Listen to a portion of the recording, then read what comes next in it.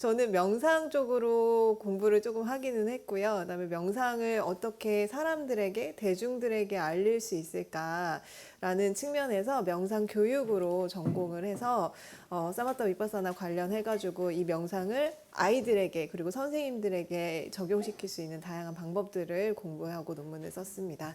그래서 사실 지금 여기 불교학자분도 계시고 교육학분도 계시고 여기 다양한 분야에서 오신 걸로 알고 있어서 사실 제가 뭔가를 알려드린다기보다는 그냥 제가 경험한 것을 여러분들께 좀 공유하고 싶다. 대신에 그 초점을 지금 서구에서 어떻게 불교라는 종교가 과학하고 만나서 어떤 방향으로 흘러가고 있는지 이 부분을 좀 말씀을 드리려고 합니다. 그래서 정말 그냥 편안하게 들어주시면 좋을 것 같아요. 자, 그러면 우선은 저는 한국에서부터 시작을 하고 싶은데요. 지금 한국 명상에 대해서 사람들이 많이 알고 있을까요? 지금 여러분들 혹시 어떠세요? 명상에 대해서 누군가와 이야기를 할 때 사람들이 명상에 대해서 알고 있던가요? 아니면 명상 그거 뭐예요? 라고 하던가요?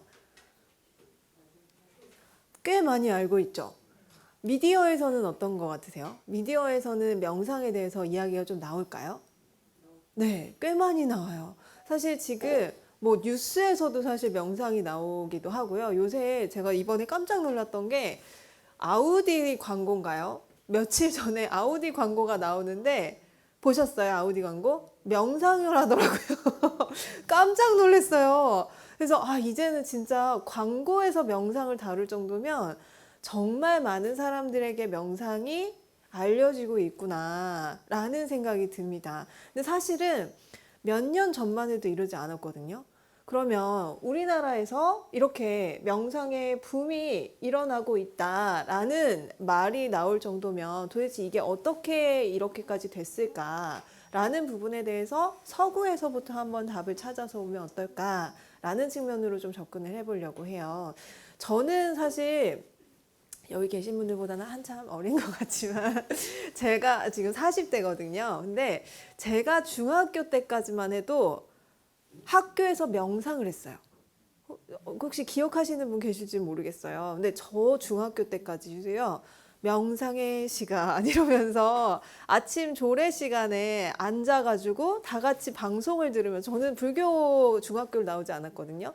그럼에도 불구하고 명상의 시간을 하고 전 아직도 기억해요. 그리고 그때 다 같이 앉아가지고 조용히 우리 내면을 좀 바라보는 이런 시간을 가졌는데 고등학교 올라가면서부터 이게 너무 종교적이다. 이거는 하면 안 된다. 라는 식으로 막 이야기를 하더라고요. 근데 저는 이제 대학교에 들어가면서 저는 계속해서 이 명상을 어떻게 교육적으로 공부할 것인가에 완전히 초점을 두고 있었기 때문에 계속 저는 그쪽으로 공부하긴 했지만 너무 안타까웠어요. 우리나라에서 왜 명상이 너무 종교적으로만 보여지고 그것이 사람들에게 이렇게 좋음에도 불구하고 배척당해야 되는가라는 고민을 좀 많이 했었던 것 같아요. 그래서 여기 보시면 지금 현재는 그와는 완전히 반대됐다라고 생각을 합니다. 그래서 지금 뭐 스마트폰 꺼내서 앱스토어 들어가시면 뭐 명상 아니면은 뭐 마음챙김 알아차림 이런 것만 치셔도 정말 다양한 앱 어플리케이션을 찾을 수가 있는 것 같아요. 그래서 실제로 이거는 정말 이 조족지혈인 것 같아요. 정말 많은 다양한 어플리케이션이 존재하고 있고 다양한 곳에서 명상을 도울 수 있는 이런 부분들도 존재하는 것 같습니다. 그래서 사실은 지금 여기에서 그치는 게 아니라 현재 굉장히 다양한 기업 내에서 사원들을 위해서 사원의 복지를 위해서 명상을 도입해서 하고 있다라는 이야기를 정말 많이 들었고요. 실제로 이거를 기업 내에서 명상을 하고 계시는 분들, 명상을 지도하시는 분들도 굉장히 많이 만났어요. 그리고 사실은 지금 정말 많이 이야기하는 게 이렇게 실제로 뭐 기업이나 아니면 정부에서도 이제는 명상 쪽으로 이 지원하는 펀딩을 많이 늘리려고 한다고 하더라고요. 그 정도로 명상에 대해서 이제는 대중적으로 많이 와닿았고 이게 얼마나 효과적인지를 인지하고 있다라는 생각이 드는데 그 뒷면에 또 하는 이야기가 그런데 명상을 제대로 가르칠 수 있는 사람은 아직 없더라. 라는 이야기도 많이 나오고 있어요. 그래서 실제로 우리가 명상에 대해서 이야기를 하는 것은 많이 늘어났지만 실제 명상을 참고하고 명상을 수행하면서 정말 내가 누군가를 지도할 수 있는가? 이런 부분에 대해서는 아직은 미흡한 점이 많더라 라는 부분도 우리가 좀 생각할 수가 있는 것 같아요. 근데 그런 부분들은 우리가 이제 한국에서 서구에서 오히려 명상이 역수입되면서 명상 좋다는데? 라는 쪽으로 생각이 됐기 때문에 이런 것이 아닌가라는 생각도 드는 것 같습니다. 그리고 제가 교보문고에 한번 들어가서요. 실제 명상과 관련된 책은 얼마나 나올까라는 걸 한번 찾아봤어요. 그랬더니 이번에 한 3개월 이내에, 요 며칠 전에 제가 찾은 거거든요. 3개월 이내에 명상 관련한 책을 찾아줘. 그래서 명상을 이렇게 딱 쳤거든요. 키워드로. 그랬더니 한 30개가 정도가 나오더라고요. 저는 이거 꽤 많은 거라고 생각하거든요. 그냥 정말 명상이라는 키워드와 관련해서 지난 3개월간 30개 정도가 나왔고요. 지난 1년간 어때? 라고 봤더니 118권이 나왔더라고요. 1년 안에 100권 이상의 명상 관련된 책이 나올 정도면 실제로 사람들이 그거보다는 훨씬 많은 수가 명상을 하고 있고 명상을 실제로 수행하고 있고 가르치고 있고 혹은 경험하고 있다라는 말이거든요. 그래서 확실히 한국에서 명상과 관련된 붐이 일어나고 있는 것은 맞는 것 같다. 그런데 사실은 또 한편으로 봤을 때 그럼 연구는 어떨까? 저는 아무래도 공부하는 사람이니까 연구하는 걸 한번 찾아봤더니요. 명상이라는 키워드로 우리 그 리스포유에서 한번 넣어봤어요. 한국의 그 논문들 모아놓는 데이터베이스에다가 명상 키워드로 몇 건이 나올까라고 찾아봤더니요. 실제로 지금 현재는 175건, 올해 전까지 이번 22년도가 175건이 나오더라고요. 근데 재밌는 건 저는 깜짝 놀랐던 게 2000년에는 30개가 나왔어요. 30개 논문 편수가. 그러다가 점점 올라가가지고 2015년도에는 231편이 나왔고 그때부터 약간 좀 비슷하지만 약간 줄어든 188, 175 정도의 논문 편수가 이렇게 등장하고 있는 것을 볼 수가 있습니다. 그래서 실제로 우리나라에서도 처음에 한 2000년대까지는 제가 말씀드렸던 것처럼 2000년대면 정말 명상은 종교야. 이거 배제해야 돼. 라는 것들이 막 일어났을 때거든요. 그때는 정말 우리 학계에서도 별로 관심을 안 뒀던 거예요. 그러다가 실제로 이렇게 쭉 올라오면서 뭔가 명상에 대해서 좀 관심이 좀 높아지고 있는 이런 부분들도 볼 수가 있고요. 그럼 명상뿐만 아니라 우리는 사실 다른 용어들도 쓰고 있잖아요. 마음챙김이라는 용어를 한번 찾아봤어요. 그랬더니 마음챙김도 너무나 놀랍게도 2000년, 2005년도에는 거의 전무하다시피 하거든요. 그런데 이게 시간이 지나면 지날수록 점점 올라가고 있는 것을 볼 수가 있습니다. 그리고 자비도 사실 우리 불교에서 굉장히 중요한 명상 중에 하나이거든요. 그래서 자비로도 봤더니 요것도 이렇게 비슷하게 이렇게 쭉 올라가는 형태를 보이고 있어요. 그래서 사실 우리나라에서도 실제 명상과 관련되어서 연구 쪽이나 아니면 실생활, 실수행적인 측면에서 확실히 증가하고 있다라는 것을 볼 수 있는데요. 그러나 재밌는 거는 전체적으로 1년에 사실 100편에서 200편 정도가 나오는 거잖아요. 그게 정말 많다고 할 수 있어요. 그러니까 이거는 이제 이 안에서 봤을 때 처음부터 이렇게 비교하면 많이 늘어나고 있네, 증가하고 있네라는 생각은 드는데 그냥 단편적으로만 봤을 때 100편, 200편 혹은 뭐 다 합쳐봤자 명상, 마음챙김, 자비 합해가지고 한 400편, 500편 정도가 1년에 나온다. 많은 것일까 적은 것일까 저는 솔직히 말하면 이거보다는 더 많이 될 수 있지 않을까라는 생각도 들더라고요. 그래서 아직까지는 우리가 갈 길이 조금 남아있구나라는 생각도 조금 드는 것 같아요. 그래서 확실히 한국의 명상 붐이 일어나고 있는 반면에 우리가 좀 생각해야 될 부분들도 좀 있구나라는 게 있습니다. 그리고 재밌는 건 미국에서는요. 마음챙김이라는 단어를 더 많이 써요. 마인드풀니스라는 단어를 훨씬 많이 쓰는데요. 우리나라는 명상 키워드 학술 논문이 훨씬 많은 걸 알 수 있는 것 같아요. 여기 보면은 마음 챙김으로는 뭐 113개, 그다음에 자비로는 196개, 자비가 조금 더 증가하는 거를 볼 수 있는데 명상이라는 것도 여전히 200개, 180개, 170개 이렇게 해서 명상이란 단어도 우리나라에서 사실 되게 굉장히 많이 쓰고 있다는 거예요. 그래서 마음 챙김, 자비 이런 것들을 또 포괄하는 명상이라는 단어 이런 것들까지도 우리가 좀 폭넓게 생각해야 될 것 같다라는 생각이 들고 우리나라 사람들은 명상이란 단어를 꽤 좋아하는구나 라는 생각도 드는 것 같습니다. 근데 재밌는 건 미국에서는 메디테이션이라는 용어보다 마인드풀니스라는 용어, 마음챙김이라는 용어를 훨씬 더 많이 사용을 했었어요. 근데 제가 지금 이따가도 소개할 어떤 요 근래에도 이제 명상 관련된 컨퍼런스가 계속 열리고 있는데 요새 들어서 메디테이션이란 단어를 다시 쓰기 시작하더라고요. 그것도 되게 재미있는 현상 중에 하나인 것 같습니다.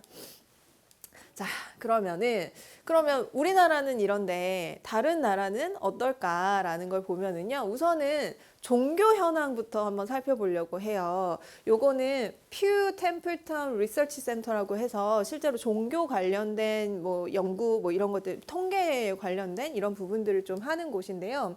여기서 찾아봤더니 2010년하고 2020년을 한번 비교를 해봤어요. 그랬더니 2010년에 미국을 봤더니 어떤 종교가 제일 많을까요?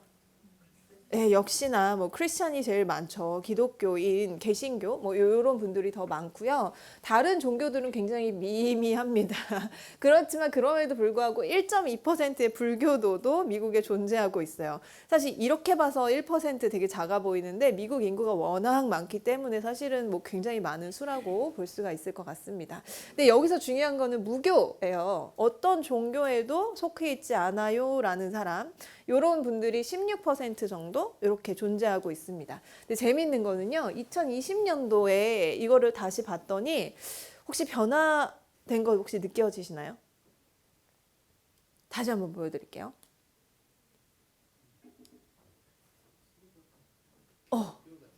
그죠? 크리스찬 수가 줄어들었어요. 실제로 그런 말 들어보셨어요? 외국 서양에서 기독교인 수가 조금 줄어들고 있더라. 실제로 통계적으로 줄어들고 있어요. 그럼 이 사람들이 어디로 갔을까? 혹시 여기서 늘어난 거 한번 찾아보실 수 있을까요? 네. 어디 있을까요? 여기.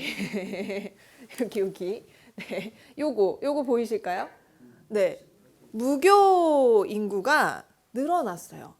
실제로 기독교를 믿다가 나 이제 종교 안 믿을래. 혹은 나는 종교에서는 조금 벗어나 있을래. 라고 하는 사람들이 더 많이 늘어났다는 거예요. 이게 되게 재밌는 이 부분이었는데요. 유럽에서도 되게 비슷한 현상이 일어나고 있다는 걸 발견을 했습니다. 그래서 유럽도 보시면 크리스찬이 한 74.5%, 그다음에 무교도가 18.8% 이렇게 되어 있는데요. 2020년도에 봤더니 크리스찬이 어떻게 됐나요? 줄어들었죠. 이게 되게 놀라운 발견이에요. 사실은 조금 더 시간이 지나고 나면 더 줄어들고 있을 수도 있다. 이 얘기가 저는 사실은 프랑스에 사시던 분들의 이야기를 좀 많이 들었는데요. 프랑스에서는 이게 뭐 저는 그 분의 경험을 들었을 때 들은 말인데 저는 프랑스에 가본 적은 없습니다. 프랑스에서 수녀님이 된다고 하거나 신부님이 된다고 하면 아니 왜? 라는 말을 듣는데요. 왜 지금 종교인이 되려고 그래? 그거는 좀 이상하게 좀 이렇게 좀 한쪽으로 편협된 사람들이 되는 거 아니야? 라는 식으로 이 반응을 한다는 거예요. 그래서 실제로 유럽에서는 카톨릭이 굉장히 많았지만 이 카톨릭 신자의 수도 조금씩 줄어들고 있더라. 그래서 뭐 성당이나 교회를 뭐 숙박시설로 바꾼다던가 요런 운동들도 좀 일어나고 있다라는 이야기도 들은 것 같아요. 근데 이렇게 아니나 다를까 이분들이 줄어들고요. 여기서도 비슷하게 어디가 늘었을까요? 네. 어떤 종교에도 속하지 않은 무교인들이 늘어났습니다. 그러면 이분들은 아무것도 안 할까요? 난 종교에서 떠났으니까 나는 어떤 영적인 스피리추얼한 어떤 활동도 하지 않을 거야 라고 할까요? 이분들은 뭐를 할까 생각을 해봤는데 사실 미국과 유럽에서 명상하는 인구가 점점 늘어나고 있다는 거예요. 이것도 되게 재미있는 현상인 것 같아요. 무교도가 늘어나는 반면에 명상 인구도 늘더라. 그리고 사실 종교하고 상관없이 혹은 종교가 있던 없던지 간에 명상을 하고 있는 사람들이 많아지는 것 같다. 라는 부분을 우리가 볼 수가 있는 것 같습니다. 실제로 그렇게 이야기도 되고 있고요. 그러면 명상 쪽의 통계는 어떠한가 보면은요. 여기 보시면 2019년도에 미국 인구의 14.3%가 명상을 한다고 통계가 나왔습니다. 그래서 실제로 이 14% 정도의 사람들이 아직까지도 여전히 계속해서 명상을 하고 있다라는 것을 좀 볼 수가 있고요. 아동들은 괜찮을까? 아동들도 실제로 이렇게 늘어나고 있는 것을 볼 수가 있습니다. 그래서 18년도에 한 약 7% 정도, 미국에 있는 아이들의 7% 정도가 명상을 하고 있다라고 했는데, 사실은 18년도 이후에 통계가 아직 못 찾았어요, 제가. 근데 제가 지금 알고 있기로는 코로나 시기와 더불어서 코로나 시기가 끝나면서 아이들에게 오히려 명상을 더 많이 알려주려고 한다라는, 이런 운동이 더 많이 일어나고 있다라는 이야기도 듣고 있습니다. 그러면 미국 내에서 명상을 하는 사람들의 연령대는 어떻게 될까? 제가 조사를 해봤더니요.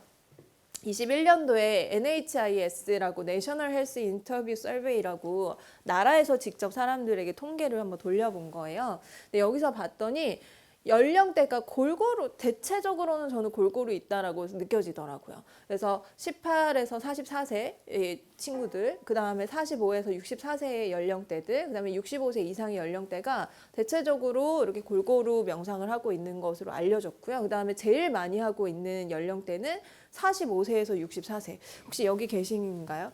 네. 네, 이분들이 더 많이 명상에 조금 더 관심을 갖더라라는 것도 알 수 있었습니다. 그리고 유럽은 비슷할까? 유럽도 비슷하더라고요. 유럽도 혹시 당신이 삶의 질을 위해서 하는 것 중에서 가장 많이 하는 게 무엇인가요? 라고 했더니 명상이 나왔어요. 명상을 가장 많이 하고 있더라라는 것도 되게 재미있는. 근데 요거 다음이 뭐 그 상담을 받는다. 이런 거죠. 여기 그 세 번째가 침을 맞는다. 뭐 이런 한 방에 침을 맞으면서 치유한다. 뭐 이런 것도 나와 있습니다. 근데 첫 번째가 명상으로 이렇게 이야기가 나오고 있고요. 코비드 때문에 그럼 이거와 관련해서 우리가 명상과 관련된 것들이 나올까라고 봤더니 실제로 미국 내에서는요. 아예 제가 구글에다가 코로나 뭐 이런 식으로 치잖아요. 그러면은 이거를 내가 다룰 수 있는, 내가 지금 코로나 때문에 힘들 때 할 수 있는 것들을 알려줘요. 근데 이거는 구글에서는 사실 이 미국 내에서 정부에서 주는 지침이나 이런 것들에 참고해가지고 이런 것들이 나오거든요. 재미있게도 여기 보시면, 여기 이게 잘 안 보이실 수 있는데, 여기에서 어떻게 스트레스를 조절할까 하면 여기 딱 메디테이트 하라 라고 이렇게 나와 있습니다. 되게 재미있어요. 이거 정부에서 나온 게, 정부에서 그냥 메디테이트 하세요, 아니면 호흡해 보세요 라고 아예 명시를 하고 있는 거예요. 그리고 실제로 연구물도 이렇게 많이 나와 있어요. 코비드 때문에 힘들어하는 사람들에게 마음 챙김이라는 게 도움이 될까? 근데 이런 게 효과가 있다라고 계속해서 연구가 나오고 있고요. 영국에서도 실제로 찾아보면 코비드와 관련해서 바로바로 명상이 도움이 되더라, 명상을 한번 해봐라 라는 것들, 그 다음에 일반 연구뿐만 아니라 뭐 잡지에서라던가 아니면 신문에서라던가 그런 부분에서도 이 코비드를 어떻게 극복할 수 있는지를 알려주고 있었어요. 그리고 이탈리아도 마찬가지로 코비드와 관련해서 마음 챙김의 효과 이런 것들을 굉장히 많이 이야기하고 있었고요. 그렇다면 이쪽에서 연구물의 수도 얼마나 나오고 있을까, 이런 것들을 제가 조사를 해봤는데요. 2020년까지만 봤을 때 실제로 2020년이 되면은 한 1년에 3,000편 정도? 근데 제가 2021년, 22년도도 이렇게 한번 찾아봤더니 3,000편 이상의 논문이 매해 나오고 있는 거를 볼 수 있었습니다. 근데 여기도 재밌죠. 2010년부터 했을 때 2010년에는 392개였어요. 우리나라하고 좀 비슷한 것 같아요. 이게 전 세계에서 제가 웹 오브 사이언스라고 유수 논문들만 모아놓은 데이터베이스가 있거든요. 근데 웹 오브 사이언스에 들어가서 거기에서 이제 그 연도별로 통계를 내본 거예요. 근데 이렇게 작았는데 10배가 뛴 거예요. 몇 년 만에? 10년 만에. 놀랍죠. 그러니까 서구에서는 정말 이런 식으로 명상이나 마음 챙김에 대한 인지 아니면 흥미도 이런 것들이 계속 증가하고 있음을 볼 수 있고요. 자비에 대해서도 찾아봤더니 자비에 대해서도 266개에서 2000개 정도로 확 뛰어오른 것을 볼 수가 있습니다. 되게 재밌어요. 우리나라는 아마 아까 제가 다 더해보진 않았지만 지금까지 나온 거 다 더하면 여기 1년에 나오는 수일 것 같아요. 물론 이건 세계에서 나오는 거기 때문에 뭐 단순하게 비교할 수는 없겠지만 우리나라에서도 요게 조금 더 기여할 수 있지 않을까라는 생각도 드는 것 같습니다. 그러면 이렇게 명상이 서양에서 많은 연구물로서 과학적인 것으로서 나오게 된 배경이 무엇일까? 궁금해지더라고요. 그래서 그 부분을 한번 찾아봤어요. 불교는 처음에 어떤 식으로 미국에 들어갔고 어떻게 과학과 만나게 됐을까라는 것들을 찾아보고 그 부분을 살짝 말씀을 드리려고 하는데요. 우선 미국 서부 쪽에서 불교를 찾아보면요. 미국은 서부와 동부 쪽이 좀 다른 경로를 가지더라고요. 근데 서부 쪽을 보면은 중국의 분들이 노동을 하기 위해서 미국으로 건너가면서 거기에서부터 이 불교를 본인들도 이제 신앙이 있었던 거잖아요. 그래서 그거를 계속해서 유지하는 방식으로 불교가 시작됐다라고 이야기를 하고 있습니다. 그 다음에는 뭐 일본이나 이런 일본에서도 오시면서 뭐 일본 불교 이런 것들도 시작이 되는 부분을 볼 수 있고요. 서쪽에서는 미국 동부 유명한 곳은 뉴욕이죠. 이쪽에 살펴보면은 실제로 헨리 데이빗 소로우라고 많이 아시죠? 네. 아, 모르세요? 월든이라고 한국에서도 번역서가 나와 있어요. 근데 이분이 묘법연화경을, 굉장히 유명한 분인데 이분이 묘법연화경을 영국에서 출판된 거를 가지고 들어왔다고 하시던가 뭐 번역을 해서 가지고 오셨대요, 이분이. 그래서 이 묘법연화경을 처음으로 시작해서 이 불교가 시작됐다라고 이야기를 하고 있습니다. 그래서 이런 식으로 미국 동부에서는 묘법연화경, 그 다음에 부처님 생애도 번역이 됐어요.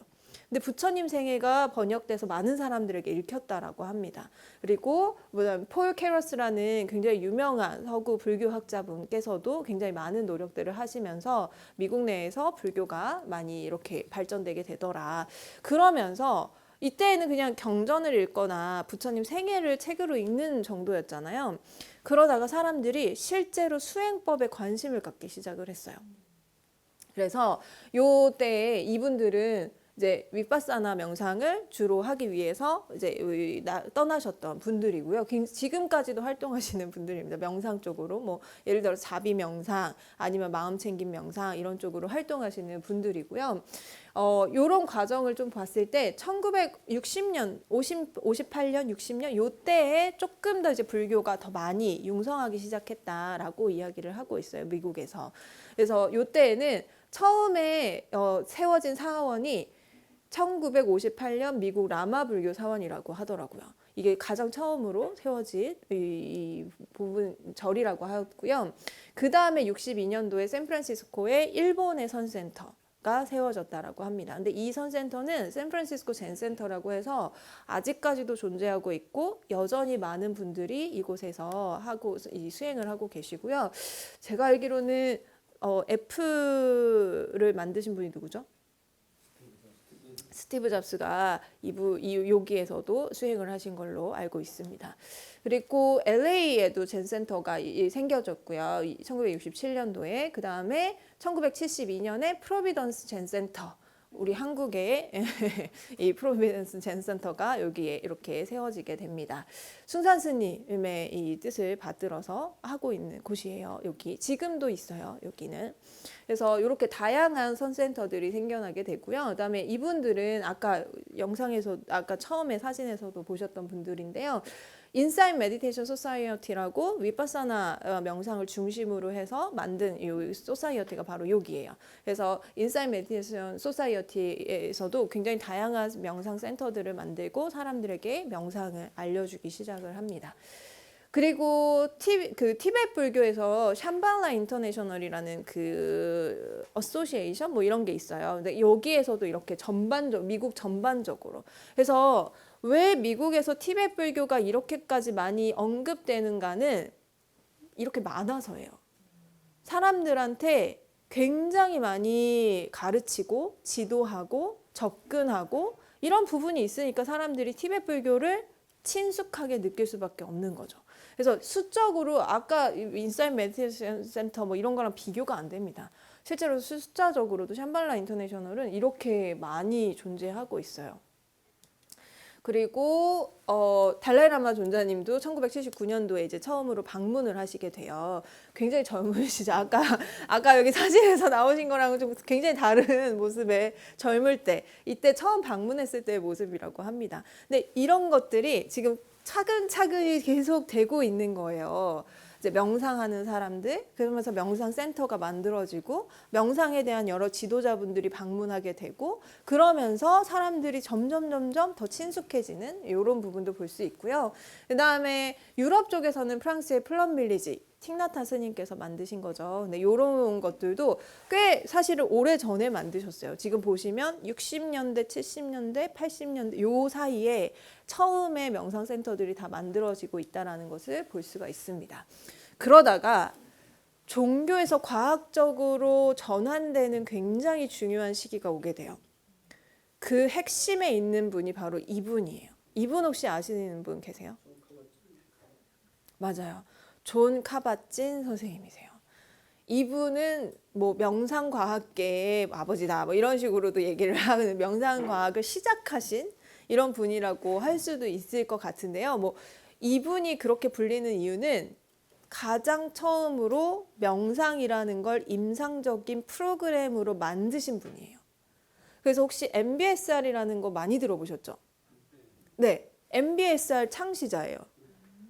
이분이에요. 얼굴 MBSR이라는 거 정말 간단하거든요. 그러니까 8주 프로그램으로 명상을 결합해 다양한 명상법을 결합해서 스트레스를 줄이기 위해서 만든 거예요. 그래서 이 8주라는 게 일주에 2시간. 정말 간단한 프로그램이거든요. 근데 이거를 그전에는 아무도 만들 생각을 안 했던 거예요. 근데 이분이 매사추세츠 대학에서 이 실제로 가르치고 계시면서 거기서 이 프로그램을 만들었고 이 프로그램을 연구하기 시작했어요. 그러면서 이게 정말로 스트레스에 도움이 되네라는 것들을 연구물로서 과학적으로 밝혀내게 된 거죠. 그러면서 사람들이 어라 이거 뭐야? 이게 진짜 효과가 있다고? 라고 더 대중들이 관심을 갖기 시작을 합니다. 근데 되게 재밌는 게 미국 사람들은 현실적이거든요. 그리고 과학을 굉장히 좋아해요. 그래서 이게 되게 중요한 말인데 증거 기반의 프로그램만 좋아합니다. 네. 그래서 에비던스 베이스드 프로그램이라고 얘기를 해요. 증거가 있어야지만 사람들을 믿어요. 미국 사람들. 근데 우리나라 사람들도 이제는 그렇게 됐어요. 이제는 막 뭐죠? 그 지금 넷플릭스에서 그거 굉장히 지금 많이 회자되고 있잖아요. 근데 지금 사람들이 그거를 그렇게 회자될 정도로 이거 문제다라고 보게 되는 이 과정 속에는 사실 우리나라 젊은 친구들은 더 할걸요. 증거가 있고 과학적으로 밝혀지지 않으면 믿지 않아요. 요새 젊은 친구들하고만 이야기해보세요. 대학생들 아니면 중고등학생들도요. 이게 그래서 진짜 효과 있어요? 라고 묻고요. 효과가 있다면 해요. 아이들도. 그래서 증거 기반 요게 이 문화를 가지고 있는데 이거를 딱 보여주고 있는 거예요. 명상이. 그래서 진짜로 이게 효과가 있다고 라는 것들을 보여주게 됐고 그러면서 그 달라이라마 존자님이 의미 깊은 활동을 하기 시작합니다. 그게 어떤 거냐면 많은 미국의 학자들 특히 명상을 공부하는 학자들 혹은 뇌과학자들 혹은 심리학자들 아니면 정신과 선생님들 이런 분들을 다 모아서 토론을 하기 시작해요. 저는 지금 미국에서 많은 명상 연구가 되고 있는 배경에는 이 부분을 빼놓을 수 없다라고 생각해요. 이 달라이라마 존자가 하신 거는요, 이렇게 많이 모셔가지고 많이 들었어요. 듣고, 그러면은 거기에 불교에 이런 게 있는데 이것도 한번 연구해 볼래? 라고 계속해서 불교적인 걸 과학적으로 만들기 위한 작업들을 계속 하고 계셨던 거예요. 근데 여기서 과학자들은 굉장히 흥미롭잖아요. 사실은 내가 지금까지 뭐 이런 것들 궁금했는데, 이게 불교에서도 어떤 기반이 있었어. 그러면은 불교에는 어떤 종교적인 철학적인 기반이 딱 만들어져 있는 거잖아요. 설명이 되는. 근데 이걸 내가 과학적으로 증명하는 게 얼마나 즐겁겠어요. 그러니까 당연히 과학자분들도 달라이라마 존자와 같이 토론하고 거기서 새로운 연구를 발견하고 진짜 이런 게 되네. 이게 정말 효과가 있네. 진짜 사람은 이런 방식으로 움직이고 있었네 라는 것들을 알게 되니까 이게 점점 더 증거가 많이 생기게 된 거예요. 그러면서 사람들이 더 관심을 갖게 된 거라고 볼 수가 있을 것 같습니다. 그래서 91년도가 되면은요, 혹시 요거 들어보셨는지 모르겠어요. 마인드 앤 라이프라는 그 협회가 있어요. 마인드 앤 라이프 인스티튜트. 이거는 미국이나 유럽 지금 전 세계에 명상을 연구하고 수행하고 공부한다 하시는 분들 반드시 알아야 되는 협회 이름이에요. 마인드 앤 라이프 협회를 만들게 됩니다. 이때 이제 달라이라마 존자님을 모시고 이런 다양한 이 연구자들이 모여서 만들게 되는데요. 사실 여기 왼쪽 여러분들이 보시기에 왼쪽이죠. 왼쪽 가장 끝에 있는 분 혹시 TV에서 보신 적 있지 않으세요? 불교 TV? BBS든 BTN이든 보신 적 있으신가요? 없으신가요? 너무 작죠? 뒤에서 보시기에. 이분이 리처드 데이비슨이라는 분인데요. 제가 위스콘신 대학교 갔다 그랬잖아요. 제가 그 학교로 가게 된 이유가 바로 이분이세요. 이분이 여러분들이 혹시 달라이라마 존자님이 TV에 나올 때 머리 희끗희끗하고 파마 머리에 사람과 대화하는 거 혹시 보신 적 있으신가요? 그분입니다. 그래서 뭐 베스트 프렌드다라고 할 정도 존 카바진 선생님, 그다음에 여기 리처드 데이비슨 선생님, 그다음에 데니엘 골먼 선생님 이런 분들하고 굉장히 가깝게 지내셨어요. 그래서 여기 리처드 데이비슨 이런 분들과 다 같이 과학자분들하고 다 같이 이 마음과 생명에 대한 뭐 연구소 뭐 이런 것들을 만들게 된 거예요. 그래서 마인드 앤 라이프 인스티튜트가 만들어지게 됐고요. 영국이나 토론토에서도 비슷하게 이 윌리엄스하고 시걸하고 티스데일이라는 분이 명상과 관련된 프로그램을 또 따로 만드시게 됩니다. 그래서 이런 부분들이 여러 이제 프로그램들이 막 생겨나기 시작을 합니다. 그래서 그렇게 과학으로 점점 전환되어 가는 모습을 볼 수가 있어요. 그러다가 마인드 앤 라이프에서 새로운 거를 또 시도하기 시작해요. 그 전에는 그냥 같이 담론을 나누고 그런 것들을 가져다가 각자의 연구소에서 연구를 하는 부분이 있었고요. 그다음에 달라이라마 존자님이 여기서 그냥 토론만 하고 소스를 나누고 이런 것만 하신 게 아니라 연구비를 굉장히 많이 지원하셨어요. 제가 알기로는 각 연구소마다 엄청난 돈을 기부하시면서 이걸로 연구해봐 라는 걸 굉장히 많이 하셨다고 들었습니다. 그러니까 당연히 많은 연구자들이 그쪽으로 막 연구를 하다가 이 마인드 앤 라이프 생기고 난 이후에 이제는 우리가 연구자들을 초대해서 연구 모임을 더 크게 만들어 보자 라고 이야기하기 시작한 거예요. 근데 제가 이거를 하면서 여러분들께서 그럼 한국에서는 우리는 어떻게 나아가면 좋을까를 고민해 보셨으면 좋겠어요. 이 미국에서 이 여름 연구자 썸머 리서치 뭐 인스티튜트 뭐 이런 식으로 이야기를 하는데요. 이때에는 일주일 동안에 여기 참여하고 싶은 연구자들이 미리 어플리케이션을 써야 돼요. 근데 여기서 아무나 안 뽑아줘요.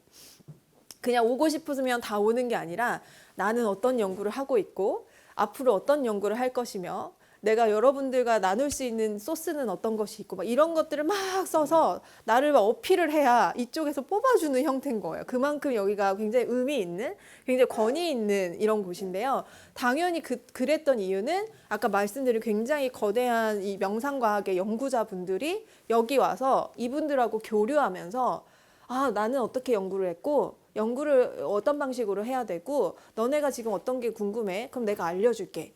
이런 교류의 장이 또 됐던 거예요.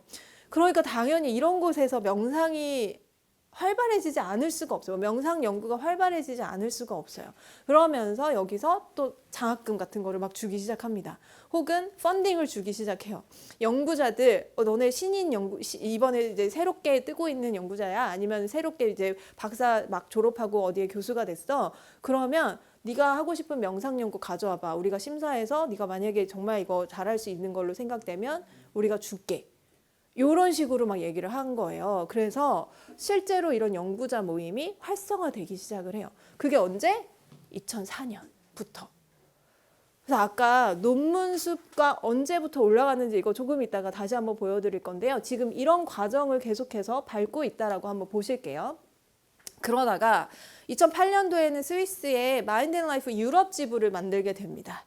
그래서 유럽에서 그다음에 미국에서 같이 이런 명상과 관련된 연구들과 명상에 관련된 담론들이 막 이야기가 되기 시작을 해요. 그래서 저는 아쉬운 게 마인드 앤 라이프 아시아 지부는 없어요, 아직. 제가 이거 가지고 오고 싶은데 아시아 지부가 없어요. 너무 아쉽게. 이거를 정말 하고 싶은 게 제 꿈 중에 하나입니다. 2008년도 이후에 우리나라 아시아 쪽에서는 별로 이런 게 없다라는 거. 그런데 이렇게 해서 뭐 일상적으로는 이런 부분들이 막 되고 있다가 그럼 논문은 어떤 식으로 됐을까? 이쪽으로 다시 과학적으로 오면은 1970에서 71년도에 초월 명상, Transcendental Meditation이라고 있어요. 초월 명상을 가장 먼저 연구하기 시작했대요. 이거는 마하라시 선생이 인도에 있는 이제 한 선생님의 이 명상인데요. 요거를 먼저 연구를 했다라고 합니다. 그러다가 명상의 효과에 대해서 뭐 시각이 조금 더 명료해지더라. 뭐 이런 식으로 해서 80년대부터 조금씩 이제 나오기 시작을 해요. 그러면서 여기에는 이렇게 담론만 형성돼도 안 되고요. 논문만 나와도 안 되는 것 같아요. 미디어가 등장을 합니다. 그래서 미디어에서 여기 디팍 초프라라는 분이 굉장히 명상의 힘 막 이러면서 엄청나게 이제 인기를 끌기 시작을 했고요. 그다음에 오프라 윈프리 어마어마한 영향력 있는 분인 거 아시죠? 이분이 그냥 한마디 하면 뭐가 이렇게 짜르르르 되더라고요. 이분이 명상을 계속 언급을 하기 시작해요. 이분 굉장한 기독교 신자거든요. 근데 명상을 계속 끊임없이 본인은 명상하면서 어떤 효과를 받고 이 얘기를 계속 하기 시작합니다. 그래서 미디어에서도 어라 하면서 점점 명상에 대한 이야기, 근데 그것이 막 이상한 쪽이 아니라 효과, 과학, 증거 이런 쪽으로 계속 얘기를 하고 이분들이 그냥 그게 효과가 있대에서 그냥 끝나는 게 아니라 내가 해봤더니 나는 어때? 라는 이야기를 한 거예요. 근데 그것만큼 사실은 가장 강력한 설득이 되는 부분은 없잖아요. 내가 해봤는데 나는 어떠한 경험을 했어. 근데 이게 한 사람이 아니라 여러 사람들이 계속 모이게 된 거죠. 그러면서 2000년대부터는 명상 뇌과학이라는 용어가 또 등장을 하기 시작해요. 뉴로사이언스, 이게 이제 뇌과학이잖아요. 근데 여기에 contemplation이라는 말을 사용해서 contemplative neuroscience라는 말을 사용하기 시작합니다. 근데 되게 재밌는 게요. 미국에서 mindfulness라는 용어, 아까 존 카바진 선생님이 가장 먼저 사용한 게 명상 대신에 마인드풀니스라는 용어를 사용을 했거든요. 근데 왜 그렇게 사용을 하셨냐라고 여쭤봤더니 그분이 여기에서도 똑같이 처음에 시작할 때에는 메디테이션은 종교적인 거야 라는 인식이 있었다는 거예요. 그래서 메디테이션 대신에 이걸 가장 효과적으로 설명할 수 있는 게 무엇일까를 막 찾다가 마인드풀니스라는 용어를 가져다가 쓰셨다는 거예요. 근데 재밌는 건 존 카바진 선생님은 아까 프로비던스 젠 센터 보셨잖아요. 숭산 스님이 세우신 존 카바진 선생님은요. 명상을 다양하게 배우셨어요. 그리고 그 안에 숭산 스님도 있습니다. 숭산 스님 제자. 그래서 제가 이제 한국 사람이잖아요. 한국 스님을 보면 항상 하시는 말씀이 한국 스님이냐고, 나 숭산 스님 제자라고 막 이렇게 말씀하실 정도예요. 근데 이분은 다양한 명상들을 막 배우고 나서 그 다음에 그 프로그램을 만드시면서 마인드풀니스라는 용어를 사용을 하신 거거든요. 근데 이 마인드풀니스라는 용어가 그래서 시작이 됐는데 이게 너무 한정적인 거예요. 사실은 마인드풀니스가 엄브렐라 텀으로서 이야기가 되거든요. 그래서 그냥 마음 챙김이라는 윗바사나만이 아니라 사실은 이 안에 사마타도 들어있고 또 다른 종류의 어떤 것들도 들어있는 것 같아 라고 얘기를 하면서 전체를 포괄하는 용어로서 쓰기 시작을 해요. 그래서 명상 대신 그냥 다양한 명상을 그냥 마인드풀니스라고 사용을 하다가 이것도 조금 아닌 것 같아. 여기에 또 다른 명상법들도 더 많이 들어올 수 있잖아. 이젠 불교뿐만 아니라 다양한 곳에서 있는 명상들도 우리가 포함하는 것들을 한번 찾아보자 라고 하면서 찾은 게 컨템플레이션이었어요. 이거는 왜 그걸 찾았냐라고 물어보면 그 누구도 대답할 수 없을 것 같아요. 그냥 그 용어를 쓰기 시작을 했고 사람들이 이거를 그럼 마인드풀니스보다는 조금 더 커다란 확장적인 용어인 컨템플레이션을 쓰자라고 된 것 같아요. 그래서 이따가 컨퍼런스에 대한 용어도요. 컨템플레이션이라는 용어를 씁니다. 많은 명상 컨퍼런스에서 컨템플레이티브 사이언스 이런 식으로 이야기를 해요. 근데 여기서도 컨템플레이티브 뉴로사이언스라고 명상 뇌과학이라는 용어를 쓰기 시작하죠. 그래서 마음 챙김 명상 논문수 여기를 봤을 때 여기 논문수가 제가 잘못 눌렀어요. 여기 논문수가 이렇게 쭉 올라가거든요. 여기에서 중요한 거는 요 부분이 변곡점이 된다라는 거예요. 근데 여기 보시면 2005년부터 2015년 사이거든요. 아까 이렇게 쭉 봤을 때 여러 가지 흐름들이 나온 때가 거의 요 시기 아닌가요? 그죠? 이거랑 거의 일치하더라고요.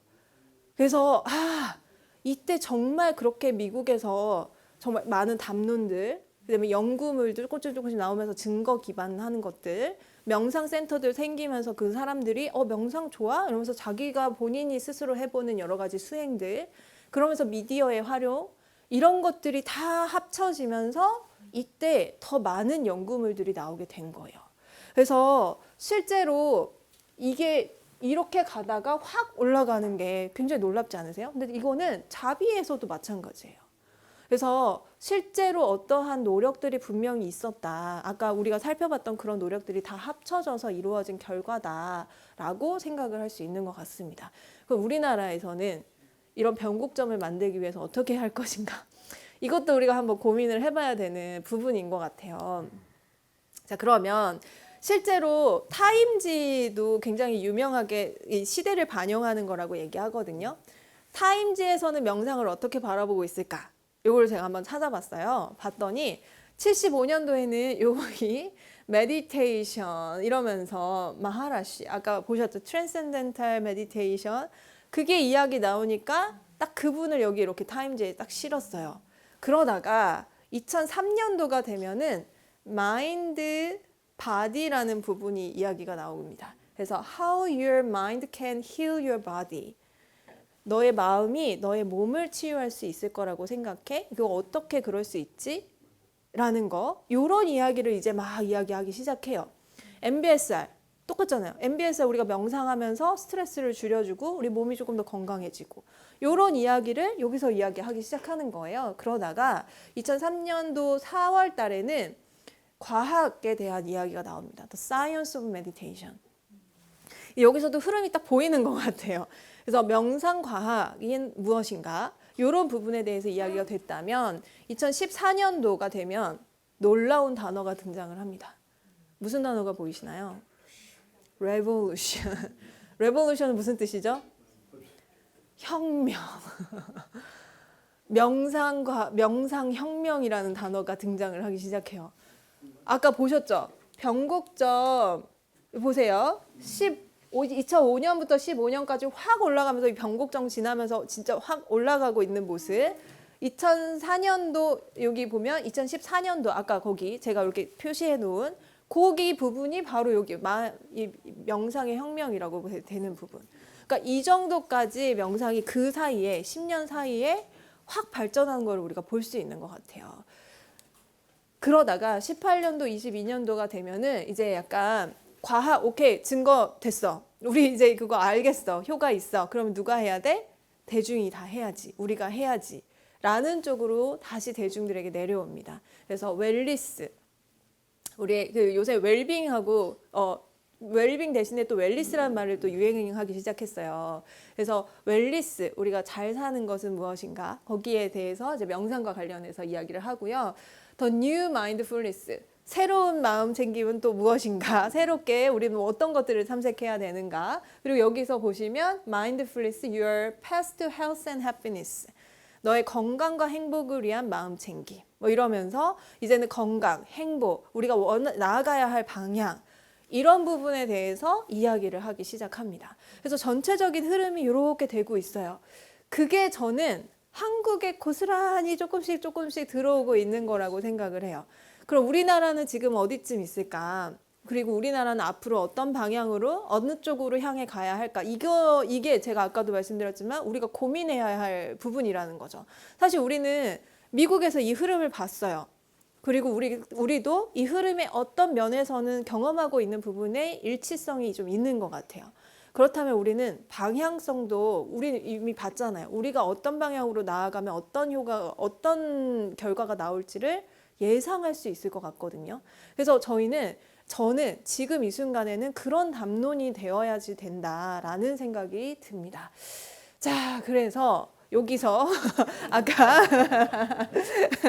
여기서 잠깐 이제 실제로 저는 무엇을 경험했는가 되게 재밌게도요. 아까 변곡점 2005년부터 15년 이렇게 보셨잖아요. 제가 때마침 2009년부터 15년까지 미국에 있었습니다. 변곡점에 있었어요. 네. 그래서 제가요, 처음에 저 갈 때 제가 무슨 생각을 했냐면 2009년도에 처음으로 미국을 갔는데요. 저는 이제 위스콘신에 간 이유가 제가 아까 말씀드렸잖아요. 리처드 데이비슨이라는 분이 명상을 거기서 처음으로 스님을 대상으로 fMRI를 찍으신 거예요. 그래서 이 리처드 데이비스는 명상과학에서 뗄래야 뗄 수 없는 정말 중요한 분이거든요. 그래서 저는 나는 명상을 교육적으로 하고 싶은데 그래서 교육학을 먼저 찾아봤어요. 교육학으로 좋은 대학원 뭐 이렇게 찾아봤더니 다행히도 위스콘신 대학교가 1위였어요. 근데 어라?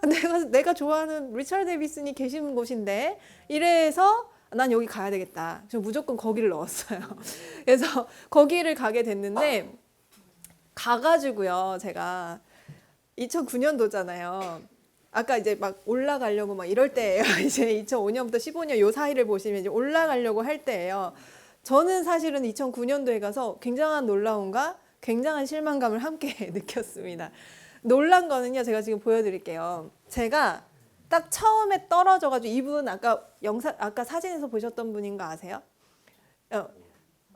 그 인사이트 메디테이션 센터라고 정말 가장 초기에 윗바사나 명상을 외국에서 배워 오시고 그 다음에 미국에서 이런 센터도 만드시고 이분은 특히나 자해 명상 쪽으로 러빙 타임니스 메디테이션 쪽으로 더 많이 하시는 쉐론 살츠버그라는 분이에요. 우리나라에도 책이 좀 있습니다. 쉐론 살츠버그라고 찾아보시면 있는데요. 제가 처음 딱 위스콘신 메디슨에 발을 내딛고 저는 이제 처음에는 갔으니까 서블렛을 얻었거든요. 2달짜리 이제 가서 집을 찾아야 되니까 2달짜리 서블렛을 여름에 딱 이렇게 해가지고 딱 한 집에 들어갔다가 나왔는데 나오자마자 제 눈앞에 보인 게 오늘 밤 7시 30분에 쉐론 살츠버그가 이곳에 와서 함께 명상을 할 겁니다. 와, 저 진짜 깜짝 놀랐어요. 야, 뭐야? 여기 오니까 진짜 이런 명상을 막 그냥 하네? 그리고 이 정말 유명한 분이거든요. 근데 그냥 오늘 밤 7시 반에 한다. 뭐 이런 식으로 돼 있는 거에서 나 잘 왔다. 진짜 내가 이런 명상하고 싶고 명상을 어떻게 적용하고 싶고 이거 연구하고 싶어서 왔는데 너무 잘 왔다라고 생각이 딱 들었던 첫날이었어요. 그래서 가자마자 명상하고 사진 찍고 이러고 왔습니다. 그러다가 제가 이때부터 다짐을 해요. 미국에서 명상 관련한 무엇이 열리면 난 거기는 어떻게든 내가 다 찾아가리라. 그런 원력을 좀 세웠어요. 그래서 그때부터 일어났던 많은 곳들을 제가 방문을 하게 됩니다. 그러면서 2009년에 제가 여름에 갔다 그랬잖아요. 바로 제가 찾아보니까 10월 달에 달라이라마 존자께서 워싱턴 DC에 오셔서 과학자분들하고 또 담론을 나누신다는 거예요. 바로 예약합니다. 꽤 비쌌어요. 이게 여기가 워싱턴 DC에 여기 보시면 아시죠? 어마어마한 콘서트홀이에요. 어마어마해요. 근데 저는 돈이 많이 없었기 때문에 3층에 예약을 했습니다. 3층에 예약을 했음에도 불구하고 몇백 불이었어요. 근데 이 시기에 근데 여기를 갔는데요. 저는 그냥 제가 거기에 앉아 있는 것만으로도 환희심이 났어요. 우리나라에서는 어디서 이렇게 많은 콘서트 홀에 딱 몇 분 앉아 계신 줄 아세요? 5명 앉아 있어요. 5명 앉아 있는데 이 큰 콘서트 홀이 다 꽉 찼어요. 그리고 이게 하루만 하는 게 아니라 뭐 3일? 뭐 이런 식으로 하거든요. 3일, 5일 뭐 이런 식으로 막 하는데 그거를 다 기다렸다가 그 많은 돈을 내고 대중들이 가서 본다는 거예요. 여기는 워싱턴 DC였어요. 캐피탈. 그래서 이거 자체로도 굉장히 놀라웠습니다. 그리고 제가 인터뷰도 해봤거든요. 옆에 있는 미국 사람한테 이거 왜 왔어? 뭐 이러면서 어떤 게 좋아? 뭐 이런 것들 그냥 슬쩍슬쩍씩 물어봤어요. 그랬더니 달라이라마 존자를 보는 것만으로도 좋대요. 저도 깜짝 놀랐어요. 그리고 그 안에서 일어나는 여러 가지 과학적인 효과에 대한 이야기들, 자기는 그거를 내 눈으로 보고 내 귀로 듣고 싶어서 왔다. 이런 이야기도 정말 많이 했어요. 그래서 야, 이런 게 지금 일어나고 있구나라고 느꼈던 첫 해였어요. 2009년도였고요. 2010년에는 뉴욕에서 또 이게 일어나는데요. 라디오 시티라고 뉴욕 맨하탄 한가운데 있는 콘서트 홀이에요. 여기는 아무나 안 내주거든요. 근데 여기서도 달라이라마 존자님 모시고 법회가 열렸어요. 법회가 이런 콘서트 홀에서 열린다는 소식 들어보신 적 있으세요? 법회가 콘서트 홀에서 열리더라고요. 그래서 저도 이제 처음에는 이제 돈 내고 갔다가 이제 저 스님이라고 앞으로 나오라 그래가지고 무대에서 들었습니다. 근데 실제로 이런 것들이 정말 이렇게 막 일어나고 있는 모습들이 있었고요. 또 2010년 5월에는 간지 1년도 안 됐을 때예요. 저희 동네에 오셨어요. 달라이라마 존자님이. 근데 그 이유가 리처드 데이비슨이랑 과학적인 담론을 나누기 위해서. 그래서 과학적으로 막 이분이 툭텐진파 스님이라고 자비하시는 분이고요. 여기 데니엘 골만 선생님 계시고, 그다음에 달라이라마 존자, 여기 리처드 데이비스. 그래서 여기도 메디슨에서 가장 큰 공연 홀이에요. 거기에서도 이렇게 하시고, 그 다음에 제가 11년도에는 유펜 혹시 아시죠? 펜실베니아 대학교 굉장히 유명한 데잖아요. 여기에 파지티브 사이콜로지 센터라고 있어요. 긍정심리학이라고 혹시 들어보셨나요? 긍정심리학 센터가 여기 유펜에 있어요. 유펜이 원래 본고장이에요. 근데 여기서 마틴 셀리그만 선생님께서 긍정심리에 대해서 이제 막 이야기를 하시기 시작했는데, 제 친구가 여기 있어가지고 친구를 만나러 이제 갑니다. 갔는데 저는 놀라웠던 게, 저는 이제 긍정심리 쪽에서 사실 요새 명상이랑 같이 많은 연구를 하거든요. 여기서 놀랬던 게, 그 친구가 저를 누구를 소개시켜 주겠대요. 그래서 누구? 그래서 이제 만났더니 이분이었어요. 근데 이분이 연구소에서 뭘 하고 계시는 분인 줄 아세요? 불교학자예요. 저 이게 되게 놀라웠어요. 여기는 그냥 정말 파지티브 사이콜로지 센터거든요. 긍정 심리를 연구하는 일반 심리학과에 소속된 연구소예요. 예, 예. 근데 여기에서 불교학자분을 모시고 같이 연구를 하고 있다는 거예요. 그래서 왜? 라고 했더니 불교에서 이미 마음에 대해서 많은 부분들이 논의가 돼 있으니까 그 논의된 것들을 우리가 심리학적으로 연구하고 싶어서래요. 근데 저는 이때 느꼈던 게, 우리나라에서는 불교학자와 심리학자가 같이 일하지 않는데 라는 거였어요. 이게 저는 놀라웠어요. 전 지금까지도 제 꿈 중에 하나가 이런 융합이 많이 일어났으면 좋겠다예요. 여전히 지금까지도 우리나라에서는 불교학자분들은 불교학자님들끼리, 심리학자 아니면 정신과 선생님들, 교육학자 다 각자 연구해요. 저는 여기서 차이가 있는 것 같아요.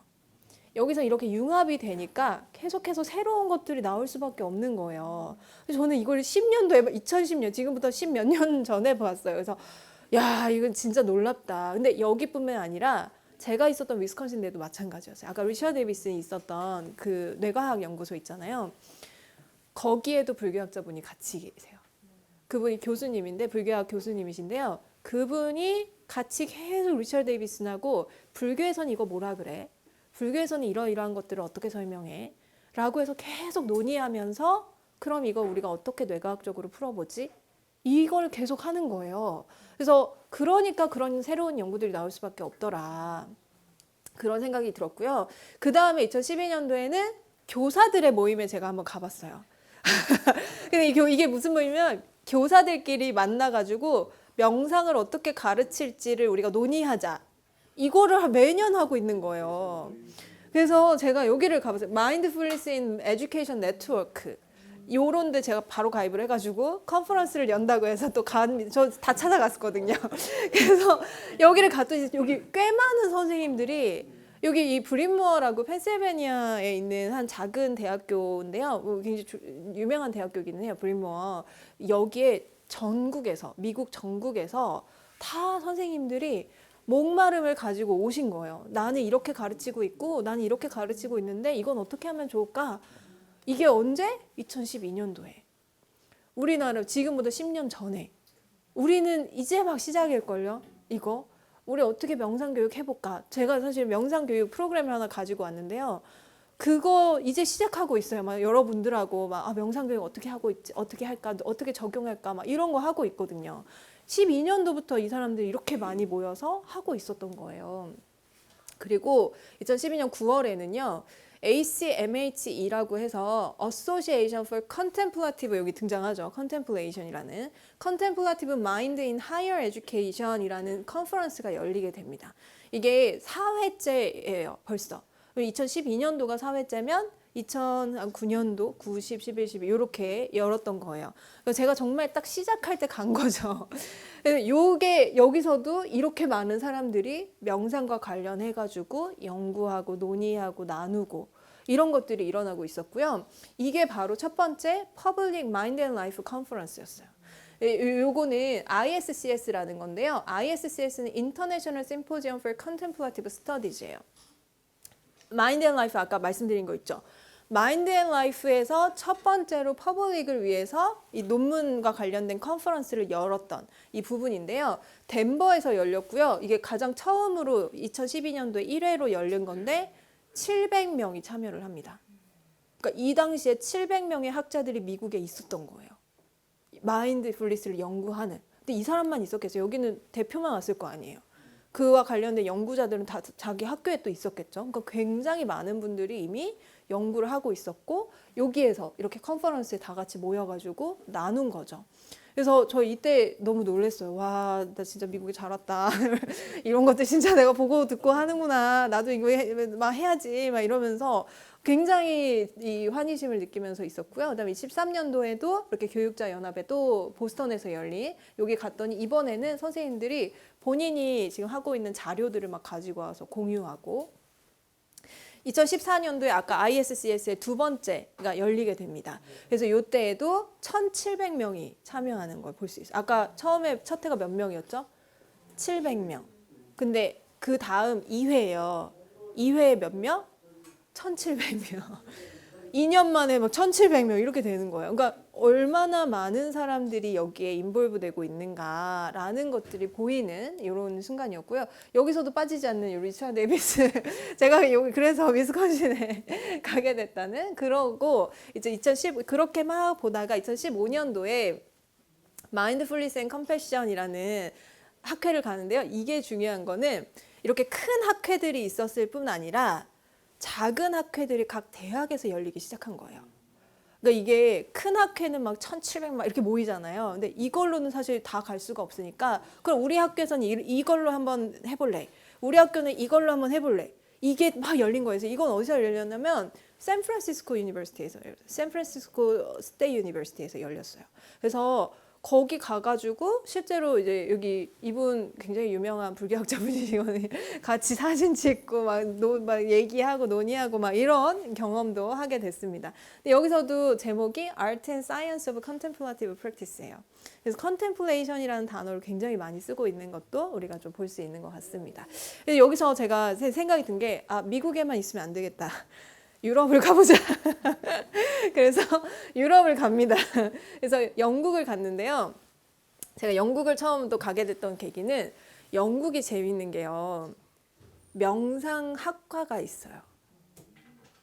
재밌죠? 그 석사 과정으로. 그래서 저는 놀라웠어요. 이게 진짜로 있다고? 이러면서 근데 그 학교에서 중심으로 해가지고 컨퍼런스를 열었더라고요. 그래서 여기 내가 가봐야 되겠다. 이래가지고 막 쫓아갔죠 또. 가가지고서 여러 영국의 학자들도 만나보고 사람들도 만나보고 했는데 영국의 특징은 영국 사람만 안 있어요. 유럽은 작으니까, 이 나라들이 작으니까 서로 교류를 많이 해서 다 모이더라고요. 뭐 스위스에서도 오고, 뭐 어디서도 오고, 뭐 이탈리아에서도 오고, 막 이러더라고요. 그래서 제가 조금 이따 이탈리아도 한번 가봅니다. 이탈리아 컨퍼런스도 한번 가봤어요. 놀라웠어요. 2016년도에 가봤더니 정말 다양한 유럽의 나라에서 다 모여가지고 유럽 학자들이 명상을 내가 어떻게 연구하고 있고, 뇌과학은 어떻게 되고 있고, 뭐 심리학은 어떻게 되고 있고, 교육은 어떻게 되고 있고, 막 이러더라고요. 저도 발표를 했죠. 근데 저는 이제 교육학적으로 연구한 부분을 발표를 했는데, 이렇게 실제로 정말 많은 연구자들이 모이고, 또 논의하고, 또 펀딩을 계속해서 받게 되고, 이런 것들이 주고받고 하면서 지금의 서구의 이 명상의 문화를 만들게 된 거라고 저는 생각이 들더라고요. 그리고 16년도에 ISCS 다시 한번 열렸는데 또 여기 이때에는 1,200명 정도 이렇게 네 2016년도에 그쵸 여기 보시면 34개국 그래서 실제로 전 세계적으로 가장 꼭 참여해야 되는 컨퍼런스로서 언급되고 있어요. 근데 이게 이름을 계속 이제 바꾸기 시작합니다. 근데 18년도에는 아까 ISCS가 ISCR로 바뀌었어요. 그래서 Contemplative Study가 아니라 조금 더 큰 개념이 Research로 이렇게 바뀌게 되고요. 18년도에는 저는 이제 요거하고 별개로 해서 교육학자들의 명상 모임을 버클리 대학교에서 한다는 거예요. 근데 여기도 신기한 게 UC 버클리 아시죠? 유명한 버클리 대학교. 거기에서도요. 어플리케이션을 또 써야 돼요. 나는 어떤 사람이고, 나 뭐 하는 사람이고, 나 어떤 연구하고, 막 거기 가서 어떤 거 나눌 거고, 심사를 받고 합격이 돼서 갔어요. 그래서 갔더니 많은 뭐 교수님들, 아니면 많은 뭐 고등학교 교사 선생님들, 이런 분들이 와서 서로 이렇게 명상과 관련된 교육을 논의하고 우리는 어떻게 적용해야 된다. 우리 문화가 어떻게 변해가고 있다. 뭐 이런 식으로 말씀을 하고 계셨고요. 2020년도에 이제 코로나가 시작이 되죠. 그러면서 온라인으로도 아까 ISCS 되게 유명한 그 학회가 이름을 이렇게 바꿔요. CRC라고 Contemplative Research Conference. 드디어 조금 더 간단한 이런 용어로서 이렇게 하는데 이때에는 40개국에서 온라인으로는 700명 정도가 참여했다라고 합니다. 그래서 이렇게 점점 이 나라의 수도 좀 증가하는 걸 볼 수 있고요. 이번에 2023년도에 다시 열렸는데요. 이게 조금 완전히 개편이 되면서 ISCR, CS, ISCR, CRC 뭐 이런 식으로 가다가 이제는 ISCR로 다시 돌아갑니다.